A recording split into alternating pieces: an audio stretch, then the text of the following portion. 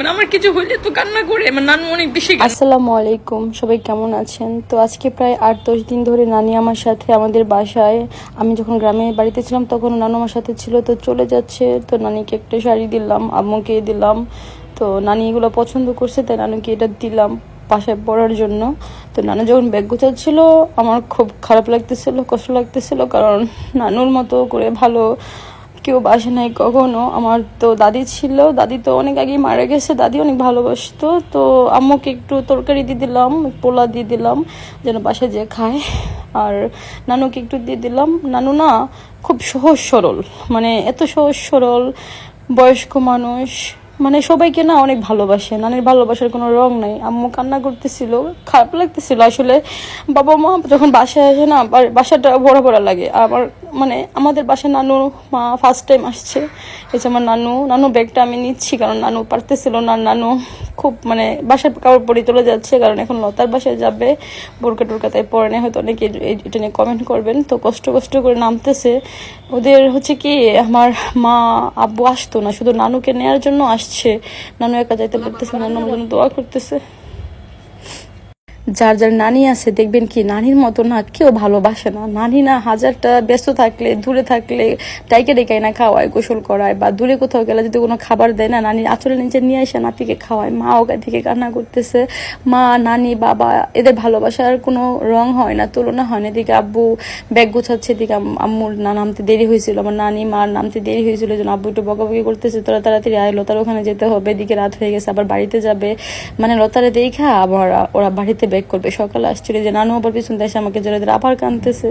আসলে নানুর ভালোবাসা না একটু অন্যরকম, কারণ আমরা ছোটবেলায় নানুর বাড়িতে বড় হয়েছি। যখন আমার 5-6 বছর বয়স, আমার বাবা বিদেশে চলে গিয়েছিল, তখন আমার মার একা একা আব্বুকে ছাড়া আমাদের বাড়িতে, শ্বশুর বাড়িতে থাকাটা কষ্টকর হয়ে যায়, কারণ চারপাশে মানুষ দুষ্টামি করে, শয়তানি করে, নানান সমস্যা বাজার সদাই করা। তো আমার নানি এসে নিয়ে যায়। তো সেইখানে আমরা প্রায় অনেক মানে অনেক বছর ছিলাম, ওখানে বড় হয়েছি, যার কারণে নানি আমাদের প্রতি একটা টান, অন্যরকম টান। আর সবারই শুধু থাকলেই টান তা না, নানি তো নানি হয়। নানি দেখবেন কোথাও গেলে না, মানে একটা অনুষ্ঠানে যাবে, যেখানে যাবে, যদি পোলাও দেয় না, পোলাও দেয়, মাংস দেয় খাইতে, যে কোনো ভালো খাবার দেয়, নাতির কথা চিন্তা করে যে আমি খাইতাম না, আমার নাতিরে দিয়ে দিয়ে। মানে এই যে একটা ভালোবাসা, এই ভালোবাসাগুলোর জন্যই না নানুদের বলা যায় না, নানুর কোনো কিছুই বলা যায় না। তো আমার মানে নানু যখন আমার জড়ায় ধরছে, আমার ভিতরটা ফাইটে যাচ্ছে। আমি জানি না যে নিজেরা কতক্ষণ কন্ট্রোল করতে পারবো। আমি খুব কষ্ট করে নিজেকে আটকে রাখতেছি যে আমি কান্না করবো না। এই যে ঢুকতেছি বাসায়, বাসাটা পুরো ফাঁকা হয়ে গেছে, খালি খালি হয়ে গেছে। এই 8-10টা দিন নানু পুরোটা ঘর যেটা ঘুরতো, হারতো, ঝাড়ু দিত, এতক্ষণ পুরোটা ঘর ভরা ছিল। এখন কেমন খালি খালি লাগতেছে, ফাঁকা ফাঁকা হয়ে গেছে, কেমন যেন ভিতরে একটা না ব্যথা করতেছে, বুকটা ফাইটে যাচ্ছে, কষ্ট হচ্ছে। তাই দৌড়ে আবার বারান্দায় চলে আসলাম। ওই যে গাড়িটা দেখা যাচ্ছে, আজকে কারটা আস্তে আস্তে যাচ্ছে, কারে কোনো সমস্যা কিনা টেনশন লাগতেছে। যতক্ষণ দেখা যাবো আমি ততক্ষণ তাকিয়ে থাকি। আমার হাজবেন্ড যাক বা বাপ মা বা নানু যেই যাক, আমার আপনজন, আমি এই জায়গাটায় দাঁড়াই থাকি। এত মায়া লাগে সবার জন্য। আসলে মা বাবা আসলে সবার অনেক ভালো লাগে। তারপর নানু আসছে, আমার সাথে প্রায় 10 থেকে 12 দিন ছিল।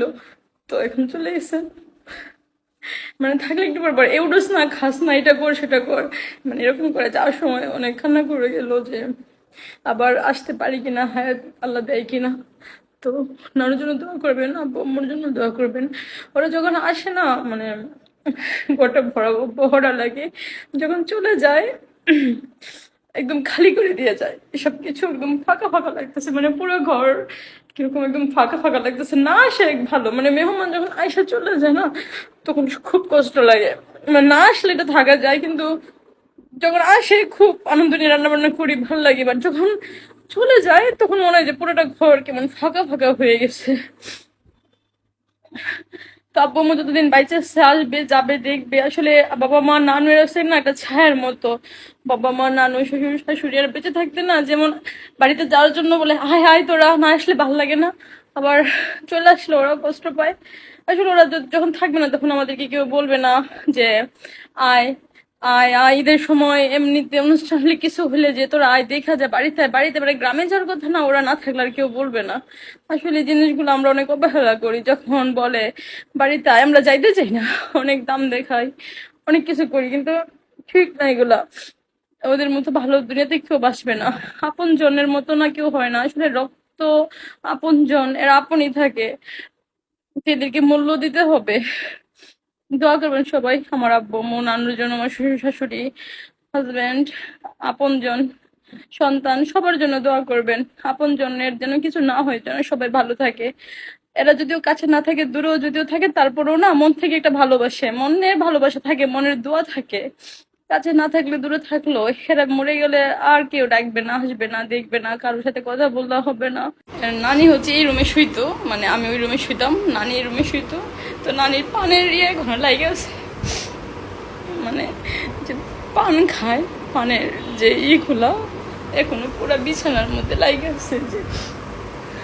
তো আমার দাদিও নাই, একটা নানি শুধু আছে। আমার নানুর জন্য সবাই দোয়া করবেন। অনেক সহজ সরল, মানে অনেক ভালোবাসে। নানির ভালোবাসার কোনো তুলনা হয় না, কোনো রং হয় না। মানে এক একজনের ভালোবাসা এক এক রকম, কিন্তু নানি না সবাইকে সমানভাবে ভালোবাসে, সমান চোখে দেখে। যেমন ধরেন মা বাবার ভালোবাসাও কিন্তু একটু কম বেশি হয়, এক এক সন্তানের প্রতি এক এক রকম হয়, কিন্তু নানুর ভালোবাসা নয় সব নাতিনের প্রতি, নাতি জামাইয়ের প্রতি সমান হয়, সেম হয়। তো নানুর জন্য দোয়া করবেন। নানা নাই, আমার দাদি নাই, দাদা নাই, শুধু একটা নানি আছে, মুরব্বীদের মধ্যে শুধু নানি আছে। নানুর জন্য সবাই দোয়া করবেন। অনেক, মানে আমার কিছু হইলে তো কান্না করে, আমার নানু অনেক বেশি কান্না করে। ছোটবেলায় একবার একটা বিয়েতে গিয়া হারাই গেছিলাম, আমাকে খুঁজে পাওয়া যাচ্ছে না, আমাকে লতা খেয়ে আমার নানু না, মানে চাঁদপুর থেকে আমাদের গ্রামে এসে পড়ছে, আই সেই কপটি নিছে, মানে কপটি লেগে গেছে, তারপর সেন্সলেস হয়ে গেছে, অজ্ঞান হয়ে গেছে, কিন্তু আমার মা অজ্ঞান হয় না, আমার নানু অজ্ঞান হয়ে গেছে। মানে এত ভালোবাসে আমার নানু আমাদেরকে। নানু ছোটবেলা যখন আমি যখন বিছানার মধ্যে শিশি দেই, হাগু দেই, মানে পটি করি, তখন নানু না আমার কাঁথা, মানে আমার পটির যেই কাঁথাটা ধুইতে না, একটা পাতিলে, বড় পাতিলের মধ্যে গিয়ে উপধে ধুইতেছে, নানি না একটা হাস করে উপধে পাতিলের ভিতর পড়ে গেছিল। তারপর পাতিল সহ নানুকে অনেক কষ্ট করে নাকি বের করছে, ভাই সেদিন মরিয়ে গেছিলাম, নাতি তো আর কাপড় ধুইতে যায়। তো এতটা ভালোবাসে। দাদির ভালোবাসে ও দেখছি, দাদি অনেক ভালোবাসতো, কিন্তু দাদি অনেক আগে মারা গেছে, আর নানুটা এখনো আছে। আপনারা সবাই নানুর জন্য দোয়া করবেন।